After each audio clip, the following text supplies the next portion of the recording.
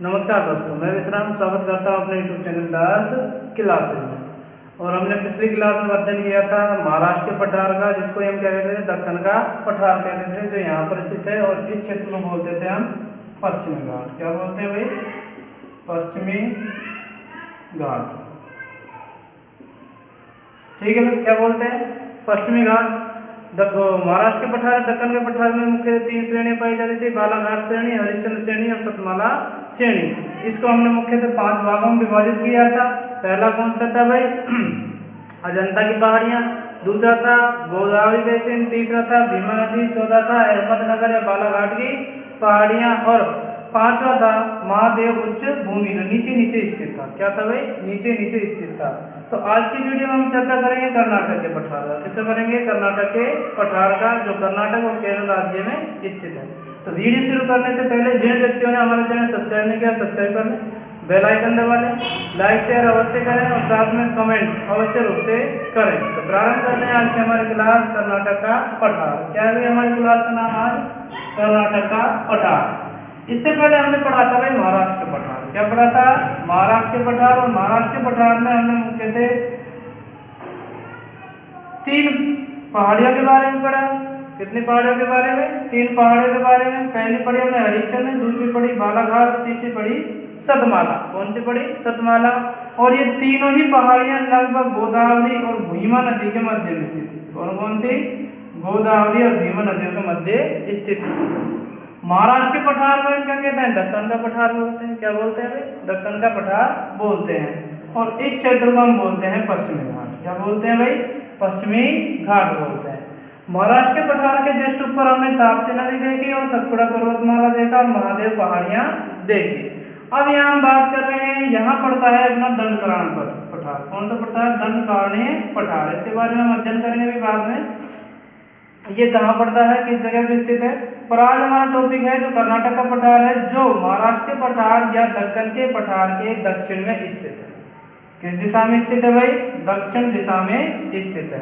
कौन सा पठार? कर्नाटक का पठार। सबसे पहले तो ये शब्द आता है कि आखिरकार कर्नाटक शब्द की उत्पत्ति कहाँ से? क्या कह रहा है भाई? कर्नाटक जो नामकरण था वो कैसे पड़ा? तो ये पड़ा था कर्नाड नामक शब्द से। कौन से शब्द से? कर्नाड नामक शब्द से, जिसका अर्थ होता है काली मिट्टी की भूमि। क्या होता है जिसका अर्थ? काली मिट्टी की भूमि। किसका? कर्नाड। यानी कर्नाटक शब्द कहां से आया? कर्नाटक शब्द से आया, जिसका अर्थ होता है काली मिट्टी की भूमि। अब हमें देखते हैं कि कर्नाटक का पठार है जो मुख्यतः कहाँ कहाँ स्थित है। ये भाई अपने केरल, कर्नाटक 2 राज्यों में स्थित है। कौन कौन से में? केरल और कर्नाटक 2 राज्यों में स्थित है। कर्नाटक का नामकरण कर्नाड शब्द से हुआ और जिसका अर्थ होता है काली मिट्टी की भूमि। क्या होता है भाई? काली मिट्टी की भूमि, जो हमने यहाँ समझा दिया है। इस पठार का कुल क्षेत्रफल, क्या कह रहा है? इस पठार का कुल क्षेत्रफल 1,89,000 वर्ग किलोमीटर है। कितना है क्षेत्रफल? 1,89,000 वर्ग किलोमीटर है। किसका क्षेत्रफल भाई? कर्नाटक के पठार का क्षेत्रफल। ठीक है भाई। इस पठार की औसत ऊंचाई, देखो औसत ऊंचाई हम माने इस पठार की, तो औसत ऊंचाई तो क्या आएगी इसकी? लगभग 800 मीटर। क्या आएगी? लगभग 800 मीटर। लेकिन हम इसे औसतन बताते हैं 600 मीटर से 900 मीटर तक। कहाँ तक काउंट करते हैं? 600 मीटर से 900 मीटर तक इसको हम क्या करते हैं भाई? काउंट करते हैं। किसको? जो इसकी ऊंचाई है, कर्नाटक के पठार की जो औसतन ऊंचाई है, उसको हम यहाँ कवर कर। ठीक है भाई। आगे देखते हैं हम। कर्नाटक के पठार में मुख्यतः 3 नदियां बहती हैं। कौन कौन सी बहती हैं? सबसे पहला आता है तुंगभद्र। कौन सी बहती है? तुंगभद्र। दूसरी बहती है सरस्वती और तीसरी बहती है कृष्णा। कौन कौन सी बहती है? तुंगभद्र, सरस्वती, कृष्णा। ठीक है। और यही सरस्वती नदी पर जोग जलप्रपात बना हुआ है। कौन सा प्रपात बना हुआ है? जोग जलप्रपात बना हुआ है यहाँ पर। ये कौन सी नदी बहती है भाई? यहाँ सरस्वती, जिस पर क्या बना हुआ है भाई? जोग जलप्रपात। क्या बना हुआ है? जोग जलप्रपात बना हुआ है, जिसकी ऊंचाई कितनी है भाई? 253 मीटर। कितनी है? 253 मीटर। अगर फीट के हिसाब से देखें तो 830 मीटर। अगर फीट में हम कवर करें तो कितना आएगा? 830 मीटर। जो कहाँ पर पड़ता है भाई? बाबा बुदन की पहाड़ियों में स्थित है। कहाँ पर स्थित है? बाबा बुदन की पहाड़ियों में स्थित है। सरस्वती नदी पर जोग जलप्रपात बना हुआ है। कौन सा बना हुआ है? जोग जलप्रपात, जिसकी ऊंचाई 253 मीटर है, या फीट में हम काउंट करें तो 230 फुट है। 830 फुट है। कितनी है? 830 फुट है। अब हम जो ये जो अपना कर्नाटक का पठार है, इसे मुख्यतः दो भागों में डिवाइड करते हैं। कितने भागों में? दो भागों में। हम थोड़ा सा यहाँ समझेंगे इसको मानचित्र के द्वारा।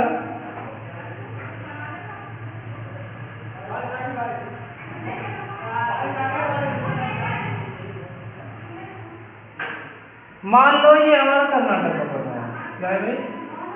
कर्नाटक का पठार है।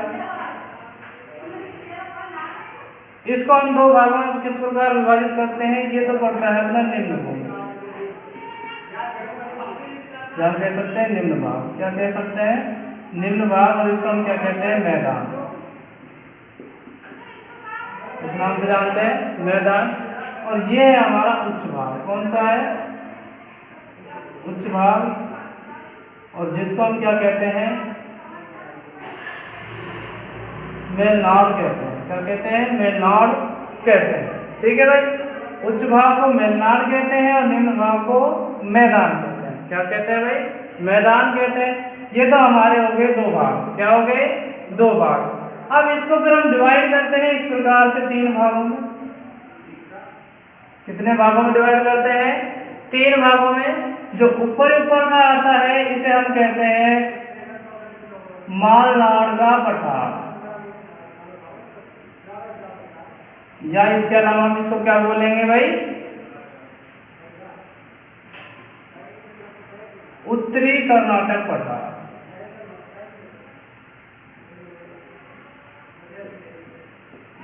क्या बोलेंगे? उत्तरी कर्नाटक पठार। इसे हम बोलेंगे मध्य भाग।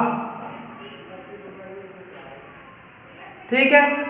या इसके अलावा हम इसे बोलेंगे धारवाड़ पठार। क्या बोलेंगे? धारवाड़ पठार। और ये हमारा तीसरा आ गया, जिसे हम बोलेंगे दक्षिणी कर्नाटक पठार।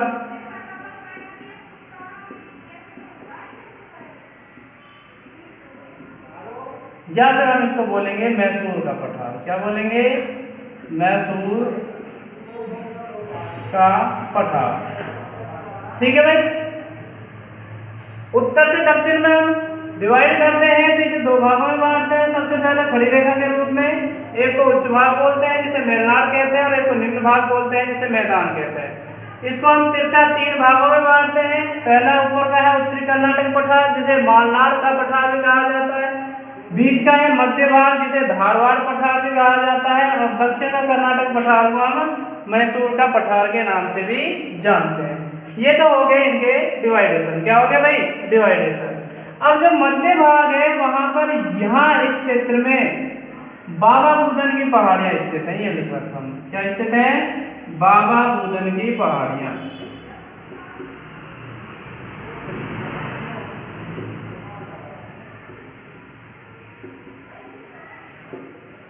क्या स्थित है?